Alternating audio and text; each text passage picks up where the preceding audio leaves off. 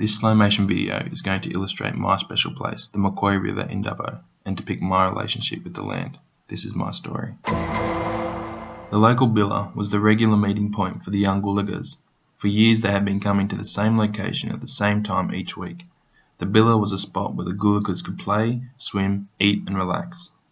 The billa was always crystal clear, cool, perfect to swim in and catch food. The surrounding land was lush and green. The Maddens were strong and full of life. It was the perfect spot. The young Gulagas grew up, finished school and moved away, but an agreement was made that they would come back each year and meet at the billa for a swim. A year had passed. The young Gulagas decided to head home for the Christmas break to see their millions, but also to see each other and reconnect with the billa. But when they arrived, something had changed.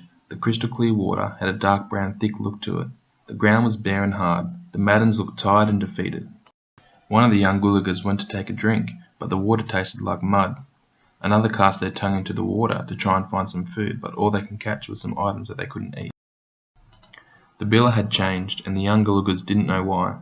The young Gulagas just sat on the dry billa bed, confused and not knowing what to do. The young Gulagas looked around. The land was covered in rubbish and waste. Suddenly, an older Gulaga hopped over towards the group. He had a bag in one front leg and a spear in another. The older Gulaga threw his spear into the ground with force, and once he pulled it out of the ground, a bottle and a plastic bag came with it. He tossed the rubbish into the bag and looked at the young Gulagas. "Come here," yelled the older Gulaga with a smile on his face. The young Gulagas rushed over to him and looked at the ground with disbelief. The ground had started to turn green. The older Gulaga threw his spear into the ground again and pulled out more bottles and plastic.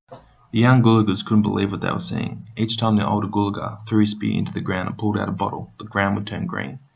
The young Gulagas started running around the billa, pulling rubbish from its water, and the same thing happened.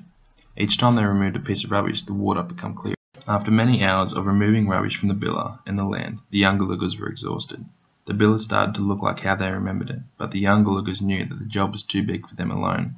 They needed all the other Gulagas in the area to help them clean the billa and restore it to how it used to be.